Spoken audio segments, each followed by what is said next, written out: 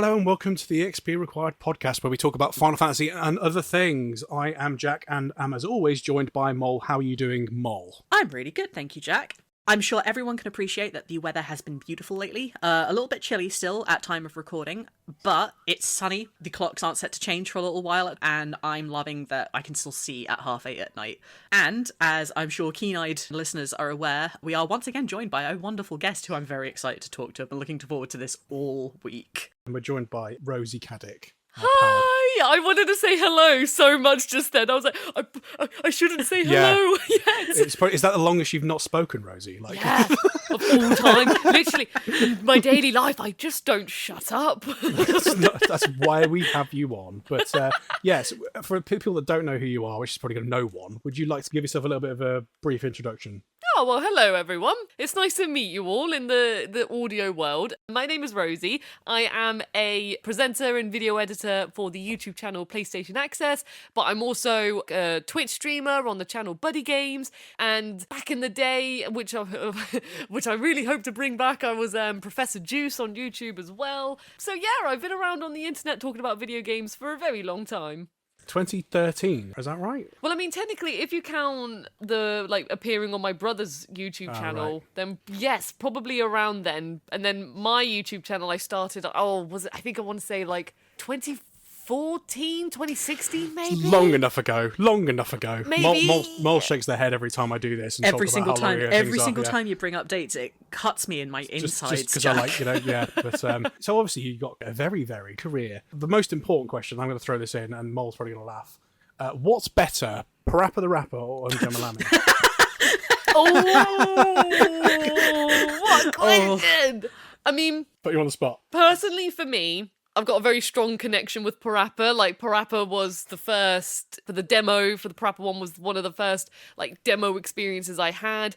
Jamalami I, found a little bit later on, but I just love Parappa so much. So in terms of, if I had to pick one, I would say Parappa, but I think Jamalami is such a fantastic game. It's so, so good. It really is. I know Jack was the person that told me that you were really into Jamalami, and every now and again he's just like, hey, you get to talk about this with Ro soon. I'm like, That's yes, it. Yes. The whole podcast, let's just talk about Jamalami. Let's just go. I'm more than fine with that, actually. Screw Final Fantasy. Who likes that? Let's talk about Jamalami. Normally, I'll prep with what we're talking about. I thought, you know what? Sod it. Rosie's coming on. Rosie's the Jamalami king or queen or whatever you want to be, but I thought I'd try and the sovereign of Jamalami. That's what you are. I tried to beat it and I couldn't do it. Really? Where did you get stuck? So I didn't realise there was an easy mode on Jamalami, but I got stuck on the plain one, the whole one. I can't get past that on normal mode. I even plugged in my old PS1 because obviously, if you play a PS1 disc or whatever on PS3, obviously it runs at a different frame rate or something like that. So I put the original hardware in to try and play it to make sure I didn't have the lag. Still couldn't do it. It was easier, but it's so hard. It's great, but it's so hard. I just suck at games. That's what it is. Join the club. Yeah, it is a tough stage, to be fair, with the different tempos and So the one that always kicked my ass as a kid was the very final one with the idol. I struggled so much with that as a child, and I don't know if that was just me being a child or, again, the game's just hard. It is hard, isn't it? Well, Rosie's like a gaming champion, so she's like, what? Oh, yeah, she's talking about? No, honestly, what are we talking I was going to about? say, I remember being stuck on the chainsaw one. Hate that one. Yeah. Hate that song with a passion. That one, and then straight after that, you've got the virtual idol one, and I remember being stuck on that one and just seeing all the crowd just when you go dispersing, and then the crowd just disperses. I remember just seeing that so much. So no, I completely understand the challenges of it, because don't worry, even I got stumped when I played Jamalami for the first time. And even with Parappa the Rapper, still today, whenever I do Cheap Rap, the cooking one in the first game, there's a part of me that still thinks, oh my god, the trauma of being stuck on that stage for so long. I like that you used the word trauma there. Yeah. My best friend, who's never played Parappa the Rapper or Jamalami, but has heard me speak about Jamalami countless times because, I grew up playing it with my dad. It was one of those things that's just, it's insane. It was a fever dream, and, no one's ever heard of it, but everyone's heard of Parappa, so I try and spread the good gospel wherever I go, right? And I told my best friend about Jamalami a few years back and was like, here's a no commentary walkthrough. The entire game, it's half an hour. Just sit down, enjoy yourself. I heard nothing for about like 5-10 minutes, and all I got back was this single, like, what the fuck have you sent me? And I'm like, yes, finally you get it. Like, honestly, I can't think of a single response that actually sums that game up better than that. Just like, what the hell is going on? I think so the way to good. sum that game up is let's get on. That's the best way. Best track. Oh, Fire is the best Yeah. one. Yeah. Like, there's a reason they put that for the demo track, and that's why it stuck with me for so many years. So when I actually finally played the game fully for the first time, I was just so excited for Fire. It's the part when the guitar goes like, bow, bow, bow, Yeah. Yeah. I've always really loved the fireman's voice in that as well. It's just like so deep and like So sexy, yeah. Yeah. Yeah. It's a good voice. I'm trying to learn that on guitar as well. It's not going well. It's hard. So hard. Oh my god, when you learn that, you have to send me a video of this. I mean, obviously that's the dream, isn't it? Like more and more games music, more and more. I think you might have mentioned this on Access at some point about like Parappa the Rapper karaoke or something like that. Imagine Oh, I that would would be so bloom good. I would love that so much. Let's make it happen. We all have to dress up like the characters. Yeah, let's It do it. has to be really flat. So we have to like get on a press machine. What Jack, you could be Chop Chop Master Onion. are you trying to say? Like, is that what I look like? Is it? Are you saying I smell? Yes. Like, is it- Yeah, that's exactly what I'm saying. yeah, thanks, Jack. yeah. I just gave you the coolest character in the franchise and you're bitching me out? Fuck off. So, spoiler alert for Astrobot, because I know Rosie knows this next thing. I actually welled up at the end of Astrobot because the final bot you rescue in the vanilla game is Chop Chop Master Onion at the top of the tower. I actually welled up. I was like, that's amazing. Like, I feel like I've been spoken to. I was the exact same. It's like, not only was it because, you know, we haven't heard anything from the Parappa the Rapper universe since the remaster on PS4, and I remember that being announced, and I was like screaming, and I was bright red in the face. So, like, Parappa the Rapper, first of all, that it's got included in Astrobot, and it's been included so lovingly with not only having Parappa, but also Jamalami, and having Astro actually being able to dress up as Parappa as well. Like, already I was like, oh my god, this is all I needed. But then the joy that I felt doing that final challenge, because they, like, you know, this is considered the ultimate challenge of Astrobot. This is the final thing that you're going to do, and you're climbing up, you're going through the trial and stuff, and you're thinking, my gosh, what's this bot going to be at the end? And the honor, they gave the honor of the final bot on the hardest challenge to the Parappa the Rapper series. And I'll just say it now, with Chop Chop Master Onion, and I think so many people cried in Astrobot from the love that they got from Team Asobi gave their favourite franchises. Like, my boyfriend, for example, is a huge fan of Ape Escape, and Yeah. I've never seen him be so close to tears out of happiness Aw. than when he played Astrobot, because of the acknowledgement that Ape Escape got. And then for me, that moment for me was seeing Chop Chop Master Onion being honoured to have the final reward Yeah. bot, the Yeah. final one to get. It's like, oh my gosh. I love that Chop Chop Master Onion is like the embodiment of the series, like almost more than Parappa, almost more than like Lammy. I remember, like, this is going back years now, but I have a tank top somewhere that has a Chop Chop Master Onion on it. Don't remember what it actually says on. If I find the t-shirt, I'll post a picture of it. But I wore it out to like a comics event one time, and the guy that was doing the tickets looked at me and was like, where do I know that guy from? And I'm like, well, you know him from Parappa the Rapper, I know him from Jamalami. And he was just like, yeah, Parappa! And I'm like, okay, cool, way to disappoint, dude. That felt like a nod to like people that like really obscure games, because obviously like you'll probably know, well, you definitely know yourself, Rosie, like loads of games from like as a kid that not everyone else has played before. Yeah. And you feel like maybe on your own. I did. A lot of time I felt like I was the only person that played some of these things.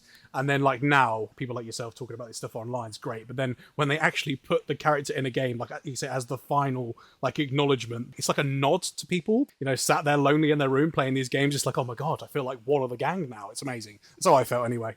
Literally, I was just like, this series or this franchise that you love so much, especially, I mean, I think it's the same with Astro's Playroom and Astrobot. The fact that they've acknowledged characters from franchises that we all love so much, I think the beauty of it is that because Astro is so brilliant, and for example, Astro Playroom comes with every PS5 when you get them, like, that means so many people are celebrating something that you love. It's in the spotlight, and that's the thing with Chop Chop Master Onion, for example, being the last thing. I'm like, he is the reward for people who are like, I'm going to do this final challenge. Yeah. And that's why it's like he's in the spotlight. He's given out the award and things like that of, well done, you've done this really hard challenge in Astrobot. And just the fact that the world can see like now and just either learn about Parappa the Rapper or remember Become Parappa the one of Rapper, us. become one of us. Exactly. Like, I just I could rant about it. Could For tell. so long. It's like going to like a concert and then your favourite band plays an obscure song that no one else knows. You're like, they're playing it, Yeah. they're playing it. It's that- yeah. I told you it was good. It's exactly that. Good cultural Great question moment. for you then. Obviously, lots of people know Parappa, not as many people know Jamalami, but it is one of those games that I would consider more niche. What other kind of games have you played that no one else has heard of? Especially growing up, because I know it's very, very different in the modern age, because you can just be like, hey, has anyone played this? That's a very Got good the shelf, question. yeah. Yeah, literally, I was just like, I'm glad I sat here in the flat now, because I'm just like looking at the shelf quick. Well, there's one which, weirdly enough, I was talking to someone about recently, and when they told me that they knew it, I had the same reaction as I would if someone said, I know Parappa. Have you guys played Guitaru Man? I haven't know played of it, but I have heard I it. know of it. Yeah, Okay, I've you never know of played it. So I actually played that on PSP. It was actually my boyfriend that introduced me to it, and I've just absolutely fallen in love with it. Again, it's like Jamalami and Parappa. It's one of those games that you're just like, I want to talk more about it, and I want more people to know about it, because it's so good. But in terms of what I played as like a child, a big one for me was Klonoa. Yeah. Dr. Phantom Isle. Even then, I only played the demo for that. I think the weird thing, a lot of niche games were games that I played the demo for of, and then, back in the day, it was difficult to come by video games. They were in a shop, and there weren't many video game stores, it's not as if they were down the street. It was a big occasion if you went to a game shop. So I never got, a copy of Klonoa until many years later. So Klonoa, I remember being a big one. You know when you're at school and you play imaginary games and it's like, I'm going to be this character, and I was always like, I'm going to be this character called Klonoa, and no one knew who Klonoa was. I remember playing Klonoa at Southampton Football Club, which sounds a really random thing to say. It is. My friend, this What's is back the story? in 99, my friend was a Southampton fan. His 9th birthday or something like that, and we all went to the football ground to have a look at all the stuff behind the back. And in there, they had a PS1 set up in an arcade cabinet with Klonoa, the game that was being there played. And that's my memory of first playing Klonoa. I think this is the most amazing thing, because it was 2.5D with the whole running around the tree thing. Yeah. And I remember thinking, this is the future. And everyone was like, what are you on about? I was like, no, this is going to be it. This is the future. I don't own it physically. I probably should buy it at some point. It's like £100 or something ridiculous on eBay, isn't it? Yeah, there's a little set of games where you're just like, why are they so expensive recently? So my boyfriend and I, we collect video games. We really like physical media, especially from PS1. Well, just retro hardware. And we're always like, oh, what would be the next thing we would love to have in the PS1 collection? And my personal one is Cooler World, but Cooler World going for a pretty expensive price. And even I'm sometimes like, would I pay that much money for a platforming puzzler where you're a ball? I love it. And I played the demo so much, but I'm like, the price that it goes for nowadays, I'm like, come on, Cooler World, just go down in price a bit more. Come on. I got that one before it went monster huge, because I remember getting it 15 years ago for about £50, which at the time was a lot of money for me. I remember it being around £50 and I should have got it then. That's no more expensive than you play for a modern, a normal game. Now, I agree with you. Sometimes justifying a massive expense for something like that is like, ugh, but sometimes I've paid £3-4 for an old game and then spent hours on it. The way I look at it is I'm spending money on my hobby. Sometimes I'll overspend, sometimes I'll underspend. That's the way I justify it in my head anyway. Yeah. The most important part is that we all look at our ridiculous collections with a sense of pride and joy, because I know what I do every single day of my life. Hello, over 60 figurines. Yeah, I think I shared this with you, Rosie, before we chatted. I've got every single version of the PS1 Demo 1 collection, and it didn't cost me that much, but tracking them down was a nightmare. And I think I might be the only person on planet Earth that has all 7 versions. That's the thing, but when you find, I would love to see them in the flesh, but when you have them, you're like, yeah, that's why I have my little Parappa the Rapper collection, which still, because there's so much Parappa the Rapper merchandise, which I am thrilled about, it means I can spend the rest of my life collecting these things. My collection's very small at the moment, but, I still need to get the US version of Parappa the Rapper 1 and stuff like that. I want to get the Parappa the Rapper grabber, where, it's a toy, which when you pull the handle and Parappa's hands just clap together. We went to New Game Plus in London At the beginning of April. Yeah, so it was an event, obviously, a gaming event, showing off a lot of indie stuff and getting people into the industry, stuff like that. It was good. And they had the people from, I think, a gaming, preservation historian type museum. That's what it's called. Oh my God. And they had there a cup, a plastic cup with Parappa on it. Was it from the cafe? I believe so. I don't know. I don't know for certain, but like Hush Puppy cups. Yes. It was like that with Parappa on it, right? I didn't touch it, but I did see it, and I was like, "That's amazing." I would have bought that. I would have bought it then and there. Yeah.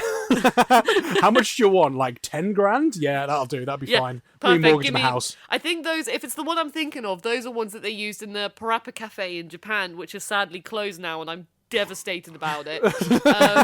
But they used it for ice cream. Like, I think so. If it's the one I'm thinking of, it's got like Parappa's face on it, and then the idea was that the ice cream would be the top of his hat.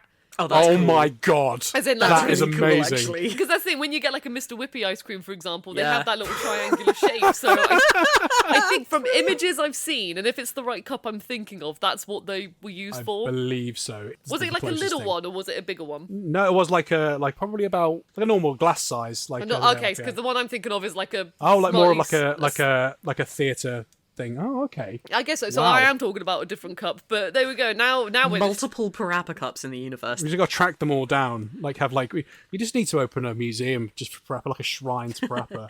The thing is, though, I mean, like obviously, if you keep talking about this, the more people that talk about it, the more likely they are to go, you know what? Let's make another one and let's throw more merch. Suddenly I feel the weight of the Parappa community on my shoulders. Yeah, As you should. We've started a movement. Like We're going to get the Jamalami arcade unit as well. Like... Oh god, please listen. Jonathan Ross can't be the only person with one of those. I know, right? go steal it off him. Yeah, I'd gladly, Jonathan Ross. If you're Hey, look listening, over there, Jonathan. Watch out. I guess, like, well, obviously, we could talk wax lyrical all day about Parappa the Rapper, but I think we want to just chat to you about, I guess, just general career in games. Mm-hmm. So, like, I've sort of nearly crossed past you a few times. I think we met a few times. I remember back at an event in 2018, you did a panel with your brother, with Caddy, at London Anime Gaming Convention. Yes! Oh my gosh, were you there? I actually asked you a question, which was about music. Yeah. Oh, yeah. Was it when I answered the Jungle Book Groove Party? I think it probably was when you answered the Jungle Book Group High. Because I asked what was your favourite game soundtrack? And I think Caddy said something like Tombi or whatever. And I remember there being a picture of 2B from Near behind both of you. But that was basically like, I actually met Caddy there and chatted. And of course, I remember at that point, that was when I started getting more into doing my own YouTube stuff. I don't think I said hello to you there, but I think I spoke to you much later on. You were like, oh, Caddy's there. I'm going to talk to Caddy. No, not at all. Oh my God, that makes me sound a right twat, doesn't it? There we go. First swear. No, you were busy. You were busy talking to everyone else. You were more popular. That's why. Yeah, so that's why. Good save, Jack. Good save. He was just sat in the bar in the corner. Yeah, whew, saved. No. So I just remember that. So I guess the question I've got on that, obviously after that, not long after that, you started on Access. Now, I remember like seeing your video you put up on, I think it was Professor Juice talking about that journey. So, and I remember you talking about like being on panels and things like that. So how much of that was targeted to get into the industry, or how much of it was by accident, was basically what I'm interested in? Like, what's your journey been like into the industry? It was, in all honesty, yeah, it was, I don't want to say accidental, but what happened was when I did Professor Juice and my own YouTube stuff, primarily I did it because I loved doing it. I did it because it was fun. I just love talking about video games with everyone. That's all I want to do. I just want to chat video games and have a good time with everyone. And then one year, because every year myself and a group of others go to EGX, and PlayStation Access were there, and then we met them, and then that was just when, coincidentally, this was at a point as well where I was just about to move away from living with my parents, and I was going to a whole different city, and I was like, oh my gosh, okay, right, I'm gonna have a new life in this place. You know, it was my first time being like, from living with my parents in what I've grown up in, to now being like, oh my god, I'm in a whole new environment, and I have to pay rent, and I have to do this, that, and the other. But I really wanted to try and do more, like, you know, hosting and just chat about video games more. So when I met the PlayStation Access crew, we were just talking, just having a nice conversation, really. We were just chatting. And then I said how I did my own stuff on YouTube, and I said how I was moving close to where, which I didn't know at the time, but I was moving close to where PlayStation Access, well, the office is.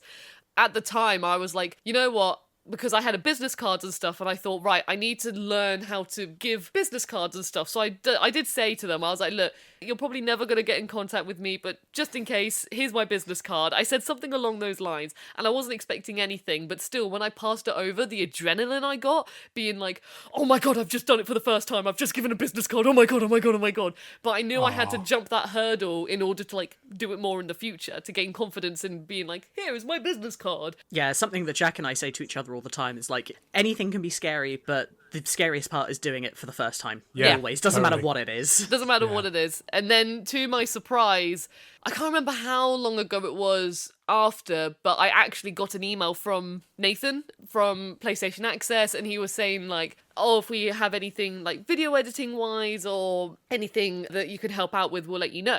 And I was like, oh, I remember literally going downstairs to my mum, because I was still living with them at the time, and I was like, Mum, oh my god, Mum, you're not going to believe it, you're not going to believe it. Yeah, and then literally I spent, after that, I think I spent roughly a year emailing Nathan once a month, just being like, hey, how's it going? Hey, how's it going? How's it going? Like, Just you know, wear them down. yeah, literally, here comes Rosie emailing again. So, yeah, and I spent roughly around a year doing that, around once a month, I want to say.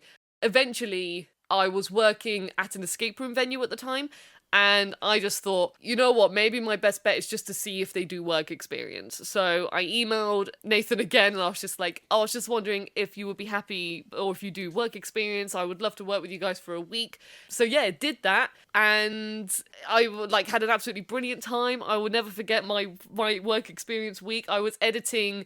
They had just done EGX 20, I want to say maybe 2018 it might have been, but they just done it, and my job primarily was I edited a store video, and then I edited basically the shows they did from EGX, and I just put them into YouTube form, you know, just put in the PlayStation branded assets at the start and the end, put the outro card at the end and stuff, make sure the audio's all right. So I did that. And then they had Holly Bennett come in as well, because she was a part of the team at the time. When she came in, I don't remember what triggered it. Well, I mean, I don't know, you know, they were all upstairs. They were about to film a Tuesday checklist. But someone came downstairs and was like, oh, Rosie, do you want to be a part of the Tuesday? Do you want to give it a go?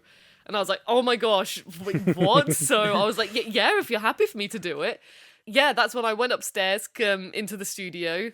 I will never forget it. It was moments in games that we love, like games that we love, but moments that we dread. Yeah. And I spoke about Jamalami, and You did?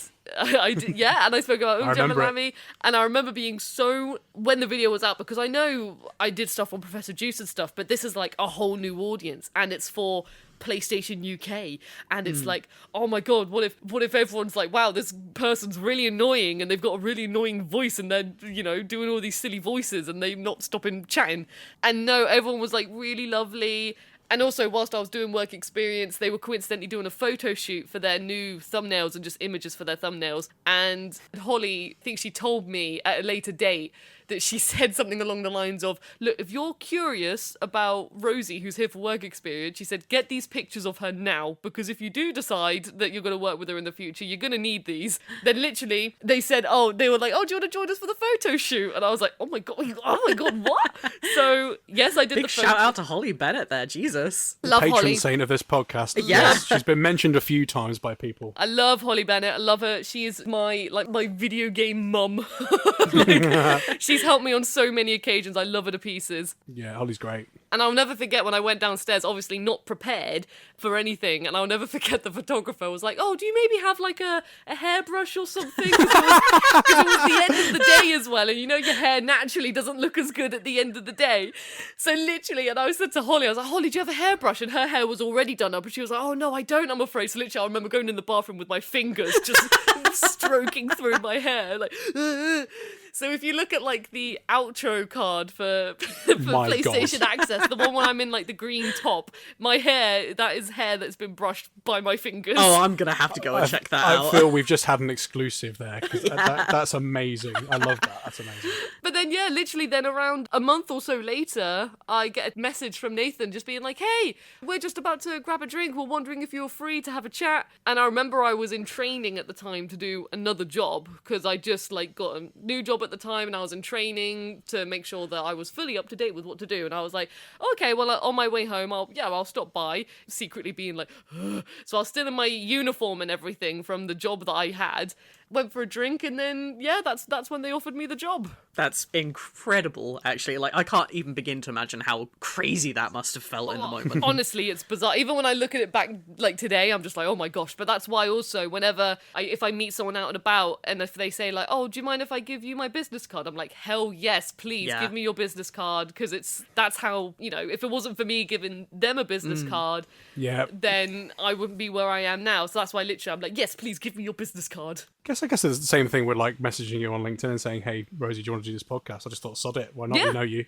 We've met you before. A big bottom line of this podcast has kind of just been feel the fear, do it anyway, and just fuck it. Like, that really has been the underlying everything for everything that we do. It's just like, fuck it, throw it at the wall, see what sticks. To me, it'd be interesting to see what your perspective on this, Rosie, is, like being on the inside. To me, with this game's media stuff, it still seems like a relatively new and malleable thing where like we're still working it out as we go. In what way? Like, what do you mean, well, sorry? It's a video and been online, so there's still loads of new ideas that can be done. For something like music, like it seems like everything's been done in a way, whereas like in games media, it seems like it's still fresh and there's still lots more things that we can do with it as a thing. No, I do see what you mean. I think the thing is, it's like people's interest in what they like seeing with content creation, I guess, is always changing. Yeah. There was a time where loads of people loved watching comedic video game reviewers. Loads of YouTubers were doing retro comedic video game reviews, and it was awesome, and we all loved it, and we were all like, wait, let's go.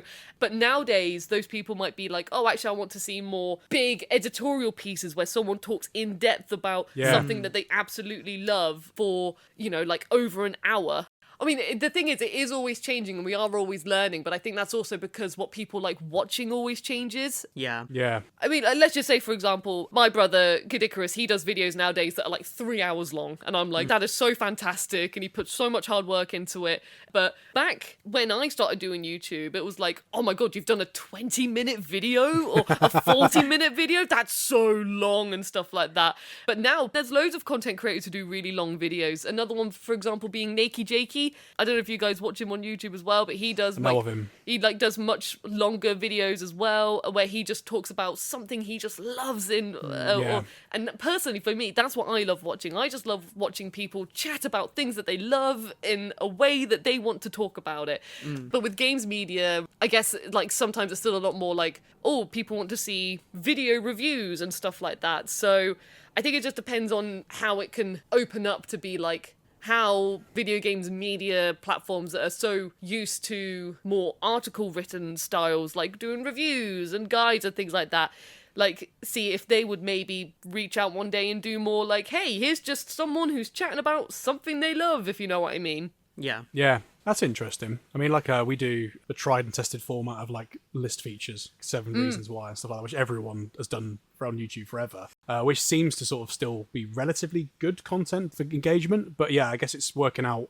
what that thing is that makes people just go, right, let's tune into that person, I think a lot of the time. I think the biggest downside of the long essays is that they take a fucking long time to put together. Yeah, there's that, yeah. I watched, is it the Golden Gaming Bolt or something? We did a video on Spyro the Dragon 1 and like went through 2 hours on that, and I watched that through and I was like, yeah, that's amazing, because you're absolutely right. You can feel the sort of the passion and the analysis and the depth that someone's sort of like gone to. So I mean, obviously we just did it there about Parappa the Rapper, and I don't know, it really vibes with me as well. I just think because there's so many games, and there's probably so many games like that no one's really done that with. Because I'd imagine, I mean, I don't know because I've not been in games media officially, and I used to read like magazines a lot. Like a lot of the time, the magazines seemed focused on the newest hit thing that was out. Yeah.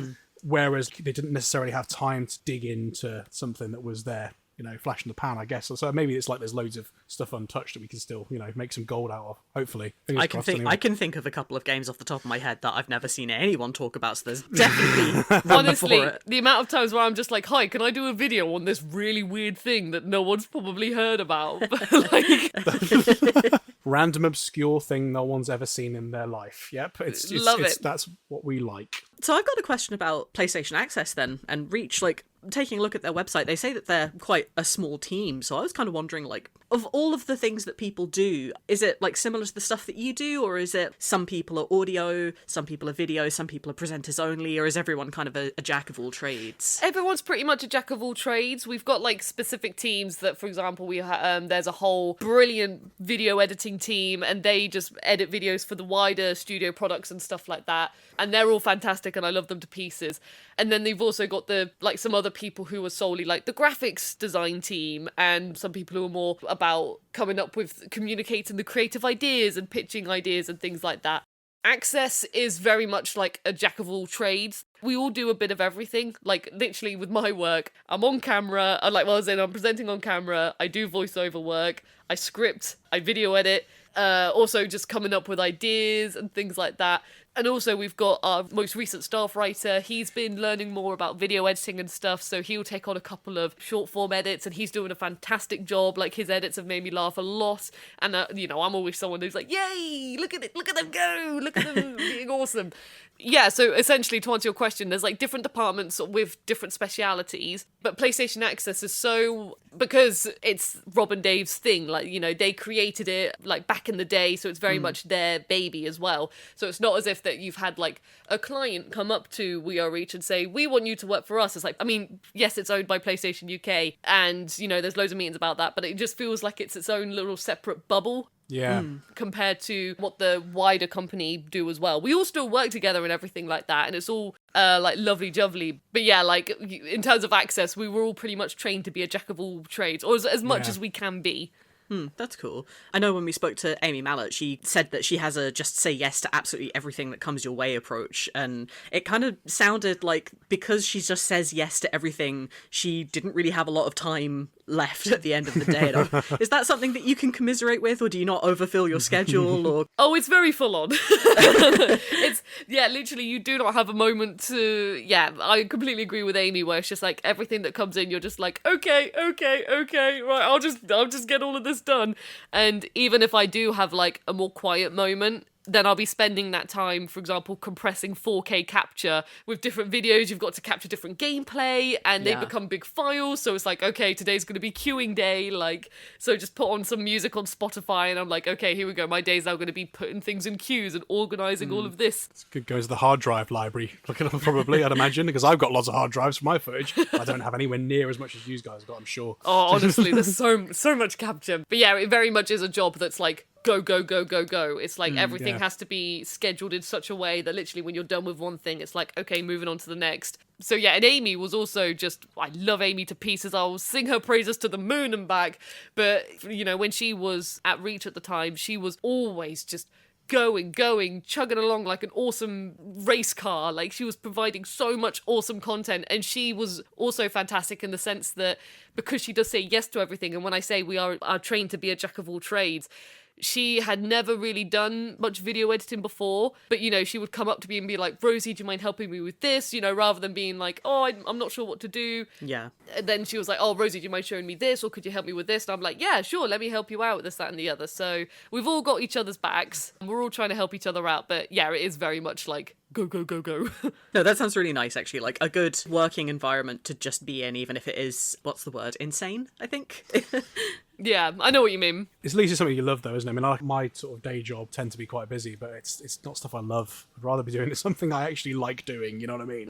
Because even like we do this on the side, and it eats up a lot of my time, definitely. Just doing, how many videos do we do? I don't know, 2 a month or something like that, really? Where it's just, it's so much effort to put something quite short out, yeah. You know? Yeah. That's, but I think it's worth it. It's worth spending the time to make it quality instead of just like making any old crap, Well, I've always gone by the philosophy as long as you enjoy doing it, then the audience will enjoy doing it. So even if what you're doing it at your full-time job and stuff like that, and you're like, oh, I'm just getting the job done, I'm not a big fan of it, but then when you come home, like, that's when you're like, right, now I'm going to do what Jack's going to do what Jack wants to do, baby. Like, I'm going to do this podcast because I enjoy it and I love it. That's literally just described my life right there. In fact, I might actually say that from now on. Jack's going to do what Jack wants to do, baby. That's good. I like that. Please get that on a t-shirt. Yeah, it's going to be personal. Maybe the first time we do an in-person thing, we'll put it on. Yes. Rosie, you can sign it as well. I would be honoured. I would be absolutely honoured.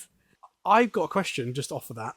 So obviously we've talked about certain people that you think are great, but I wouldn't mind knowing who inspired you specifically in the stuff you do. That's a good question. I'm always going to have to say, because this person was the reason why I started doing content creation myself, but it was my brother, Caddick.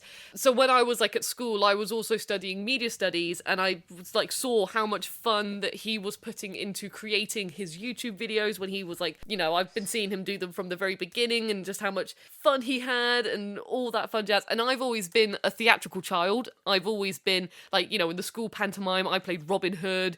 I used to be part of my like town's pantomime group, and I was always on stage doing stuff. So literally, I saw him create or being able to do that whilst sharing it with the world, and also having fun with like filming and stuff like that as well, and talking about video games. So like seeing him do it inspired me to be like, oh, maybe I should give this a shot, you know. And also seeing him making friends and stuff through this, and having people support his work, I was like, oh my god, this is just so uplifting and nice to see. Like maybe like I would love to try and do this myself. So seeing his hard work and what he put into his shows and stuff like that back in the day, that was a big inspiration. In terms of me like actually starting to do content creation and showing me, I guess, the doors of the world of content creation.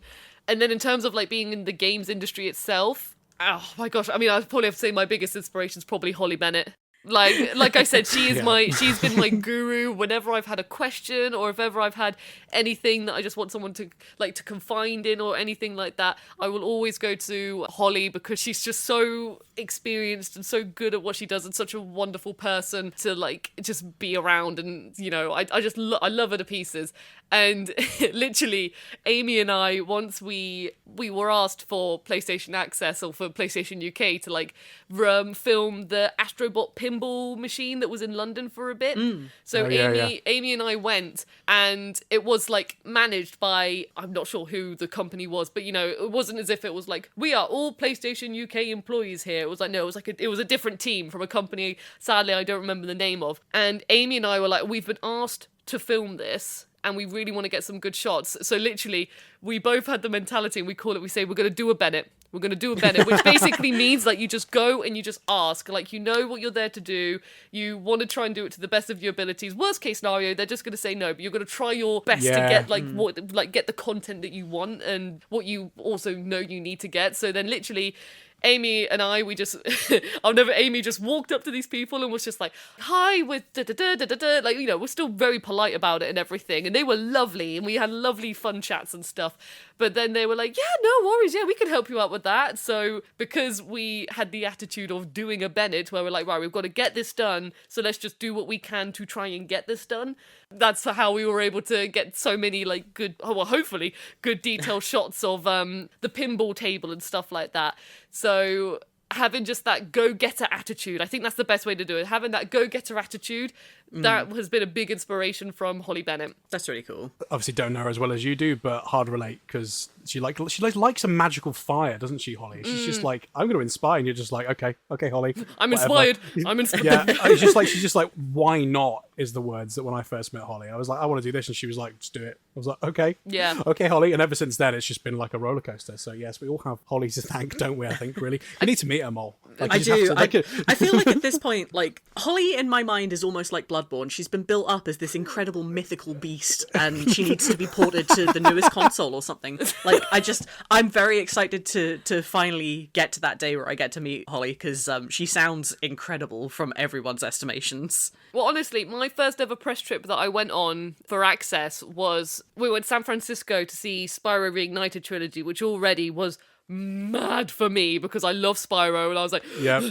But I went with Holly, and it's sadly it was the only press trip I went on with Holly, because that's shortly after, that's when she left Access. But I learned so much from just that trip alone, and she was like showing me the ropes, and she was like, she's also the queen of travel. Like, honestly, she's so good at just knowing what to do when you're traveling all over the globe. But yeah, that's why I think she's just really guided me throughout my whole career, be it when she's actually been with me or behind the scenes, or if I've just messaged her about a worry I had, she's always been there, and she's always got my back. And literally, I'm always just like, I've got your back in any way I can. But you know, she's I don't know if there's that much I can do, but I'm always like, I've got your back, you've got mine, hopefully. No, that's really cool. It's always really nice to hear about those kinds of relationships in the working world as well, because, like, I don't know about you guys, but I hear too many stories of, bad managers or bad bosses or even just, like, regular colleagues that are just out for themselves. So to hear that there are people out there that are working, that are, well, yeah, open-hearted enough and kind enough to do that kind of thing is like, yeah, actually, maybe the working world isn't so bad. Maybe we can all be adults together. Maybe we could all be adults and just play video games together. Yeah, pretty much. That's the magical thought. I think as well. I mean, obviously, I'm not in the industry, obviously, directly, Rosie. But I mean, obviously, it's not perfect. Nothing ever is. But I do think there's an element, and I'd be interested to hear your opinion on this. There's an element of like, you can't really fake it as playing games. So like, you can't really like, oh, I'm really into this game, because as soon as someone asks you a question and you can't answer it, like that, so it's almost like you have to be good at your job to be able to do it in sort of games media. I think, which I think helps. If you're an imposter, you get sussed out really quickly. Yeah, well, I mean, the attitude I have is like, I mean, I'm always myself, like, literally. Yeah. So even if there's a game that I'm not entirely familiar with, I will still give it a shot, and I will happily explain, like, look, I may not know this as well as other people. So, for example, on, like, PlayStation Access, if we played, like, a Call of Duty game, I will try my best with it and stuff, but I just didn't grow up with the series, nor do I really play it a lot. But, I played it with Dave, and Dave's played a lot of it. So literally, I'm like, I will still give it a good shot, but I will just come in at an angle of, I'm just going to try my best and try not to be attacked as soon as I enter the map. I'm not going to pretend that I am an ultimate Call of Duty player, because I'm not. Like, but I'm still going to play it and have a good time with it. Why not? It'd be good fun. It's occasionally, every now and then, COD's nice, isn't it? But yeah, no, I know what you mean. It's like, there's an element of like, have a go, isn't there? I think, yeah, just give it a go, like, and when people still say, like, you get some people who are just like, wow, this gameplay is terrible, I'm like, look, I'm trying really hard. So given that you do so many things with Reach then, what's your favourite part of it? Like, presenting awards, live streaming, video editing? I mean, there's so many different hats that you wear. There's got to be one that fits you best, right? Oh, I mean, I wasn't sure which one fits me best, but in all honesty, my favourite part is probably being out and about and seeing people, like seeing the community, seeing you guys, seeing people who I've become friends with now in the industry, just seeing people who, professionally, and basically just being in the environments and just feeling the hype of people who love games and talking about games. That is probably, I just love, like I've mentioned earlier in this podcast, I just love chatting about video games.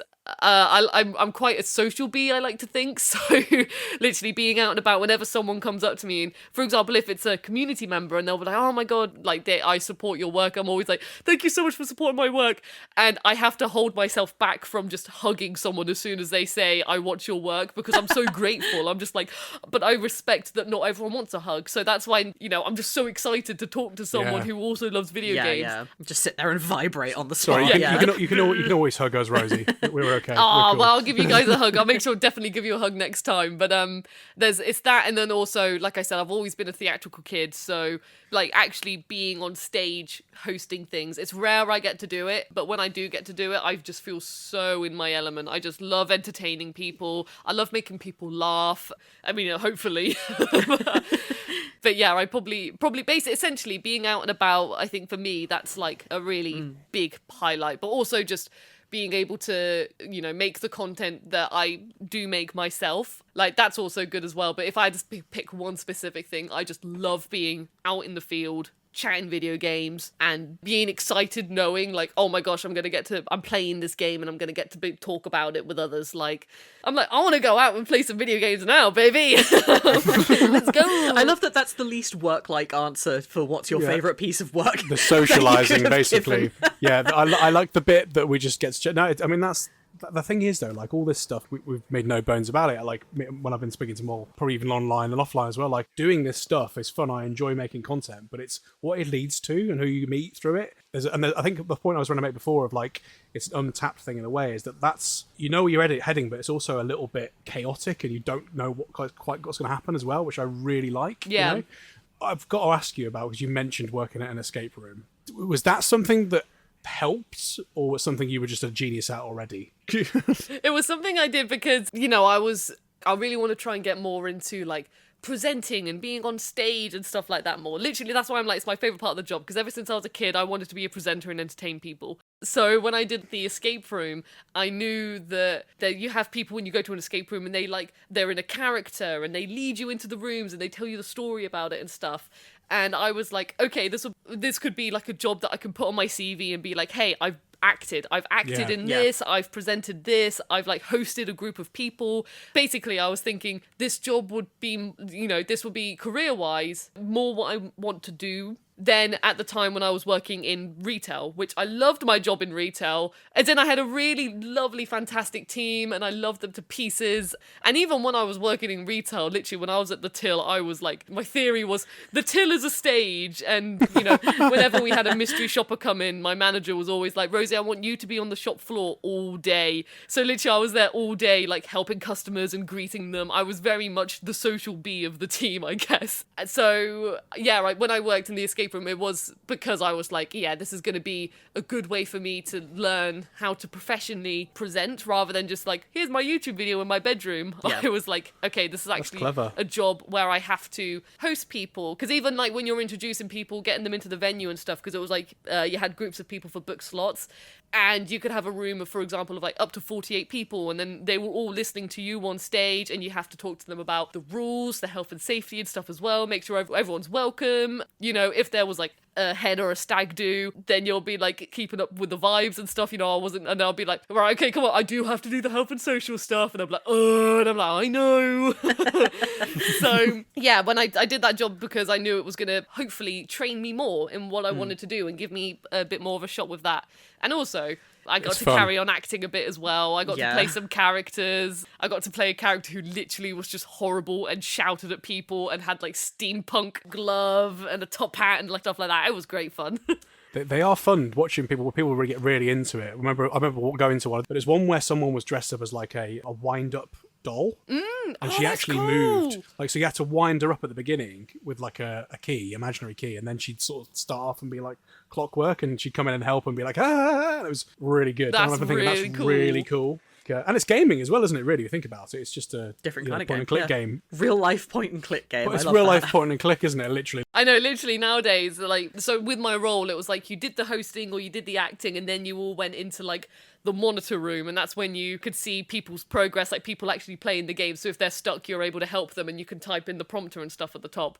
And I just remember sometimes if you had like a group of people who were up for a laugh, that even sometimes on your like text prompter you could just have a little bit of a laugh with them as well. So if they were like, can we have a hint or something, you could be like, you guys suck. Yeah, literally. if they're having banter with you or something, or you could tell they're having banter, then you can be, let's say Jack, you were in an escape room and then you were clearly having a laugh and you were just like, oh, this hint isn't going to give us any help, and I'll be like, all right, Jack, fine, mate. Like, that, for example, just for a bit of comedy, and then you'd hopefully go, wee! With the finger guns. Yeah, no, that sounds like it's something that could feasibly have happened. You didn't do that all the time, but moments when you did get that really made my day. Yeah, absolutely, because people get it. It's about having a laugh, isn't it? So speaking of having a laugh, then, I watched one of your videos from your Professor Juice channel, which, fantastic channel, by the way. I did notice some of the comments on your last video of like, where's Rosie? I know, I really want to come back. I really want to come back. But one of the videos that you did, which I saw the title of and was immediately like, I need to watch this entire thing right now, was your top 10 boyfriends in gaming. Yeah. Now, I love stuff like this anyway, because it's campy, it's not like tacky, but it's just fun. It's just good fun that everyone does. People listening, if you say that you don't, I don't believe you. Like, I absolutely don't believe you. Everyone has picked their boyfriends and their girlfriends out of gaming. Now, for those who haven't watched Rosie's video, I did note down your list going backward. Remember, what year was this? What year was this? This is from 10 years ago. So 10 years ago, because I was going to say, 2015. it has changed since then. I've met other characters and stuff, so please remember, it has some... This was going to be my follow-up question as well. But your original list includes Luigi from the Mario series, the King of All Cosmos, which, fantastic choice, by the way, from Katamari, Scott Shelby from Heavy Rain, Edgeworth from Ace Attorney, Sora from Kingdom Hearts, Leon Kennedy from Resident Evil, obviously, Snake from Metal Gear Solid. Sorry to keep you waiting. God, I knew you were going to do a thing there. I knew it. You've also got Professor Layton, Rodin from Bayonetta, and then your number one pick was Victor Sullivan from Uncharted. Yeah. So, is this still a relevant list today, or have the spots changed? There's definitely some there which the spots have changed, definitely. But, like, for example, I didn't know about the Yakuza series back when I did this list. Oh my goodness, the Yakuza series definitely has boyfriend material. Even then, I'm still always debating, like, who's on the boyfriend list? Is it Kiryu or is it Ichiban? Because Ichiban's probably my favourite character now ever made in a video game. But, like, even though I idolise him as a character, I'm like, there's a feeling to knowing when they're on the boyfriend list, you know? Yeah. And I'm like, that's why I think, like, boyfriend-wise, I would probably say Kiryu, even though I think Ichiban, for me, is, like... Better character. I can understand that. a fan, I mean, they're both absolutely phenomenal characters, which is why it's really hard to say this, but I just, like, say this, but I just love Ichiban as a character, and I just love Kiryu. So even then, the fact I'm talking about this, I'm still debating between those two all the time. I really liked how, I mean, in that video, you got your sort of, I think there's a random bit in it where you like put a random edit in and you've written like in the bottom, I don't know why I've done this, which I thought was hilarious. But like, also like, I do like how you sort of turn it on its head, because obviously I think you made some comment, I can't remember exactly what you said, but you were like, oh, there's loads of blokes going on about like, oh, my girlfriend and their boobs, blah, blah, blah, blah, and you're like, sod it, I'm doing it my way, which I really, really liked. So I think it's quite a good countercultural thing. Well, I was more just like, you know, it's not like a serious thing, you know, there's none none of these characters I'm like, oh my gosh, you know, I want to be in a relationship with them. Like, it's not like that at all. It's just that feeling that you're just like, I just love this. You have a crush on them, yeah. Yeah, I get it's it. like just fine. that sort of like, you know, silly feeling. And now I decided to call them my boyfriends. So I'm amazed that even back then I didn't put Embryo on that list, and I love Embryo from the Crash Bandicoot series. He's my favourite and I love him. But that's the thing, you know, just saying like Embryo, everyone's like, oh, Embryo's not hot, and I'm like, I know he's not hot, I didn't say he was, I just love him. It's not about the hotness. No, it's the fact that it's his crazy laugh. Yeah, and the it's fact his that crazy laugh. You find him by secret if you get a gem, and he's like, ah, and he turns up. He goes, like, you know, it's when he does that in Crash Yeah, he Bandicoot does. 2. And then in Crash Bash, he goes, like, that's why he's my boyfriend. Now we've mentioned Crash Bandicoot, we've got to ask you, which is, be careful what you say here, which is the best Crash Bandicoot game? The best. I think the best is Crash Bandicoot 2. My favourite... Yes, there we go. My favourite, though, is Crash Bandicoot 3. Yeah, okay. But, like, I think 2 is the best one, but 3 was Yes. the first game I ever played, so... And also, I just love it to pieces. I've got many memories with that, so that's why... That's what I like to say. Yeah, it's a heart pick. But no. Crash Bandicoot 2 is probably one of my favourite games ever made. It's so good. It's such a good game. Like, I will think happily... I'm like 150th in the speed run for the main any game. What plus, time? isn't it? What Like, time do you get? What in the speed run for Crash Bandicoot 2? Let's have a look. Yeah, go on, have a look. Meanwhile, I will say as well, the Phoenix Wright entry with Edgeworth, because I hadn't played the third Phoenix Wright game when I did that list. Godot is easily my boyfriend now. I really fancy Godot. Well, that's fine. That's more Edgeworth for me. Well, yeah, more Wow. Edgeworth for you. But also, Godot has their theme tune is the saxophone. That's like... It's a good track, yeah. It's so... Honestly, it's been so long since I've played any of the Ace Attorney games, and they all had really good soundtracks. I should go back and replay them sometime. Oh, honestly, they're phenomenal. Going back a bit, but Crash Bandicoot 2 any percent speed run, I did it in 1 hour 32 minutes and 13 seconds. Oh, that's amazing! Well done, Jack. Yeah, I mean I've played it a lot. I'm nowhere near the top, by the way. It's insane how good people can get at this game. But like without taking the advantage of the game over stuff, I can do it in 1 hour 32, 13 seconds. Is this the apparently. PS1 version? Of course, Solid. the only way you should play it. Like, no, definitely So, yes. if your top score is 1 hour 32 minutes, what's the top score? Dare I ask? It's going to be something like 20 minutes or something, isn't It's it? something stupid. It's something like insane. I used to do speedrunning for Devil May Cry 1 with my friend years ago. We used to race in the same room. Yeah, no, we did like during COVID, like he actually entered a tournament and I like did commentary on it, which was That's cool. ages ago. And what was really cool about it is because I don't know if you've ever played Devil May Cry. Yeah, I was going to say, that's a tough game. So, like, the reason we played it is because he was a Nintendo kid and I was a Sony kid. And basically, like, it was the only game we both played together, like, because he had a PS2, everyone had a PS2. And we, like, decided we'd race it in the room together. So I set my PS3 up and he set his PS3 up and we actually raced it live. And we did that for, like, months. And then, then we entered into this he entered into this actual thing. And because of these like, random strategies we built up ourselves, he ended up clever different ways of playing the game. It was cool. That's really That's cool. so cool. But yeah, oh yeah, there's like it's. I'm proud of that actually. It was my favorite COVID memory because of something I did socially That's in my so room. awesome. Yeah. So apparently, the any percent no game over abuse, because that's the correct way for Crash Bandicoot 2, is 38 minutes and 57 seconds.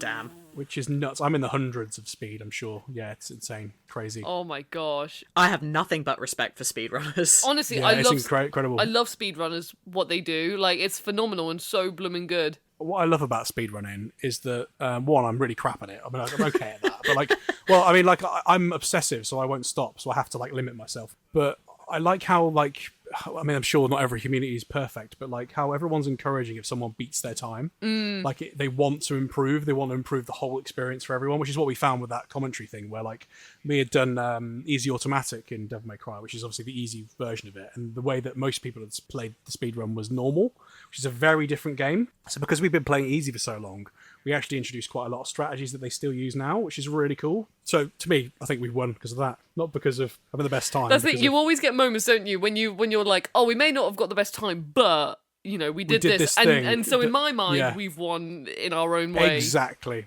Okay, then, so we'll have a break, and then we'll be back to talk about more stuff from Rosie and some Final Fantasy-esque stuff as well. Let's see you in a bit.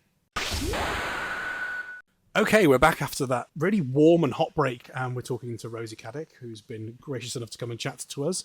Thank you for so inviting we're going to me. talk a bit more on Final Fantasy stuff now specifically. But the first talking point is we've got to mention the Final Fantasy Union quiz where Mol met Rosie and was part of Rosie's team. And then the second one where Mol betrayed Rosie, joined our team, and we won, just to put it out there. Oh yeah, Sharkerbo. We can never let that one go, can we? No, I just had to get that one in there because Rosie's so good at games and I'm not, but we're good at quizzes. What do you mean you're not good at games? Not as good as you. Speedrunning Crash Bandicoot 2 Yeah, over it. true, yeah.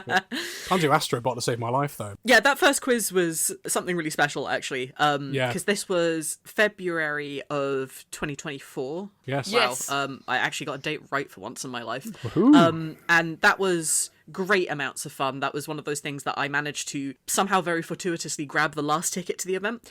Went along, I nearly didn't go because I got lost on the way from Bank Station to the actual location. Oh, I was having a no. fucking bad time of it. I think I walked down the same road like 4 times. I was raging.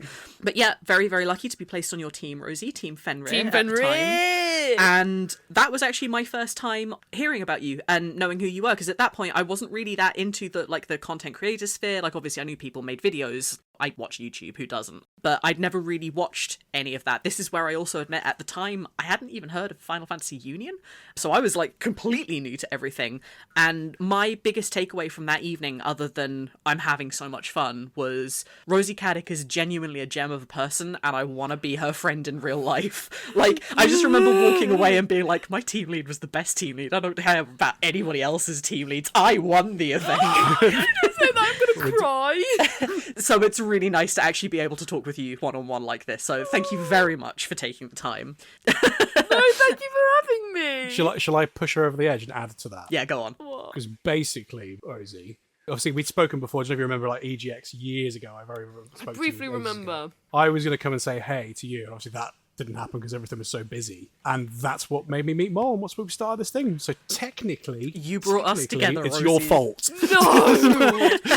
Wait, was this when I was doing Access Stage stuff when we were, or was this another EGX? Yeah, no. So when I first met you was at EGX in 2019, very briefly. And you had loads of stickers on you, and you were doing Yeah, the yeah. XCOM 2. Yeah, and I took one of the stickers, and you also had like a dog thing with the 2 heads. Fogs. Yeah, that's it. You had that. I remember that. That's when I first spoke to you, and of course, it would have been probably a blur for you. You probably met loads of people that day. Similar, what you said about EGX, obviously, I had a similar experience because that's where I chatted to Holly Bennett for the first time. She was like, not quite the same as you because I didn't work with her directly, but she was like, do what you want, and blah, blah, blah, sort it out, which we mentioned before. At the event, because obviously I'd met you before, I thought, so I'll go and speak to Rosie again. And then that's when I met Mol, and that's when it was like, do you want to come and do this thing? And then And now look at us. Now we'll look at us. So yeah, you're So cool. technically it's your fault. No. So- Oh, no way! I'm so sorry. I just feel like I'm in a squeaky zone right now, but that's Oh so... no, No, no, go I ahead. love the squeaks. Genuinely, so- it's really oh my nice to see you like gosh. so lit up about that actually. Yes! Yeah, good. Oh my god, I feel absolutely honoured. I'm glad that I was somehow able to bring you guys together.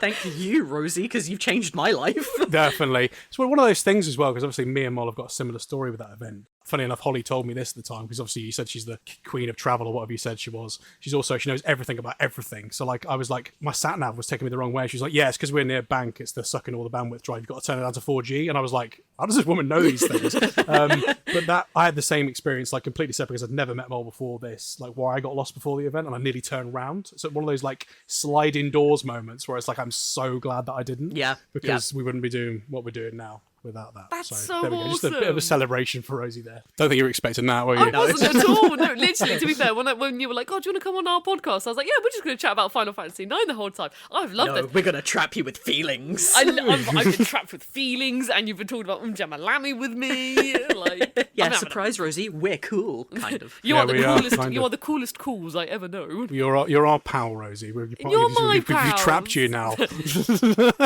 I can never Can't escape. escape now. Yeah. But yeah, going back to that FF Union quiz, then obviously, as a content creator, you were invited on to be, not a panelist, that's the wrong word, a team lead. When did you get your start with Final Fantasy? What was your first game? How long have you been playing them for? So I was quite late to the party. I played it when I played it when I was probably around 18, and I played Final Fantasy VII on my PlayStation Vita.